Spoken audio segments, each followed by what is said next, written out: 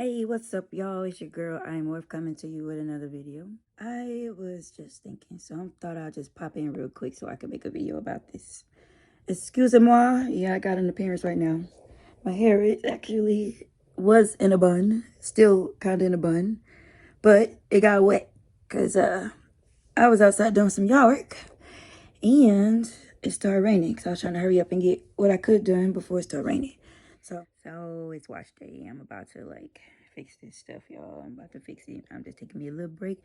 Since I was doing yard work, I'm chillaxing and I wanted to post this video real quick. So here it is. Then I started thinking about some stuff and how I could change some landscaping, some stuff out there. So I was sitting out there while it started kind of raining, drizzling for a minute, just like looking at the surrounding area, thinking about how I can make some aesthetic changes. You know, that's the interior design coming out of me. It's like the architecture coming out of me. Like, how can I make this the way that I want it? Anyway, I'm really coming to y'all, try to make this video real quick. So I was thinking while I was out doing your work or right before, like,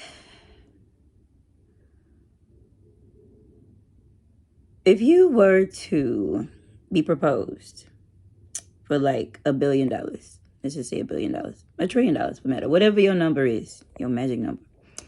If you were proposed that all you had to do was X, Y, and Z to get this million, billion, cajillion dollars, legit, you would have this money. All you gotta do is these 2-3 things. Would you do it? Now I'm talking about stuff that is not in any way compromising your morals, values, standards, or beliefs in the Lord. Nothing that would be illegitimate, just like X, Y, and Z. Would you do these things?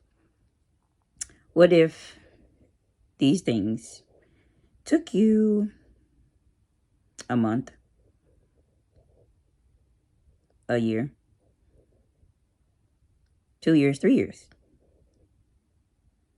Would you do it? If you knew at the end of that period, all you had to do with these things, would you do it? Let's think about that. Like, nothing that you couldn't do. Things that you very well could do. Not that it wouldn't be challenging. Because let's think about it. If it was something that may take a month, a year, 2 years, 3 years. Let's throw, even 4 years in there. Let's say you just needed to go to school to get your degree. And you're going to end up right after that with this $1 trillion. If you knew that was guaranteed, would you do it? Here's my thing with that. I feel like this is how we, as human beings, treat God a lot.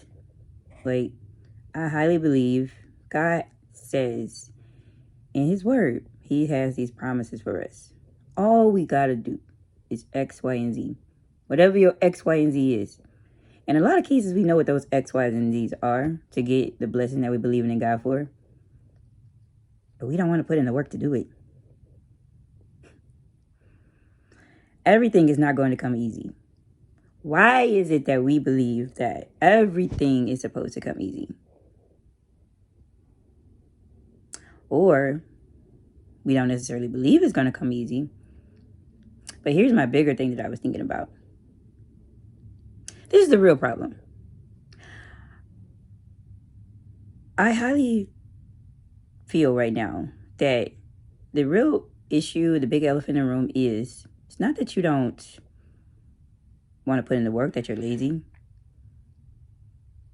Is that it's our up here and our down here. It's our mind, our emotions, and our feelings, our beliefs that, number one, we do not deserve to have that $1 trillion. We don't believe that we are good enough to have that big blessing, that big fish that we're trying to wheel in. We believe that we're not worthy of it. We believe that it's not real. And these are lies from the enemy. God's word is true for you just as much as it's true for anybody that has that $1 trillion. People who don't even believe in God, that $1 trillion.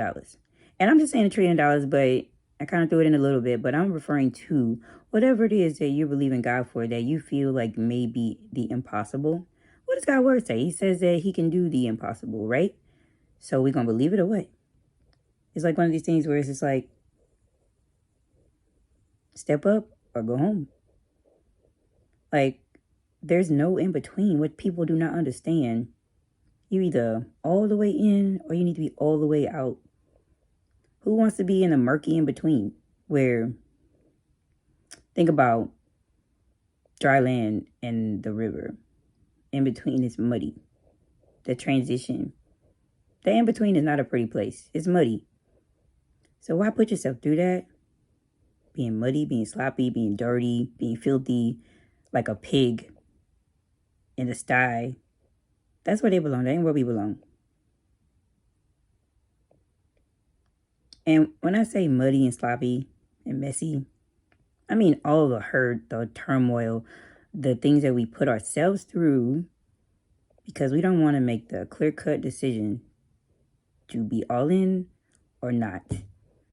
And then we lie to ourselves and make excuses like, oh, well, I didn't really want that $1 trillion anyway. I didn't really want that awesome wife anyway. I didn't really want that awesome husband anyway. I didn't really want that career anyway. I didn't really want that degree anyway. I didn't really want that nice house anyway. I didn't really want those 5 houses anyway. I didn't really want to be able to take that month vacation out on the island somewhere and forget the world and chill out anyway. You don't need all of that. No, so I'm just being this way because this is really the life that I choose. No, we lie to ourselves. We lie to ourselves. We lie to ourselves when we think that you know you want it. If you didn't want it, you wouldn't be talking about the ones who got it. You wouldn't be on social media scrolling through and looking at the pics trying to see where they been or where they going or what they doing.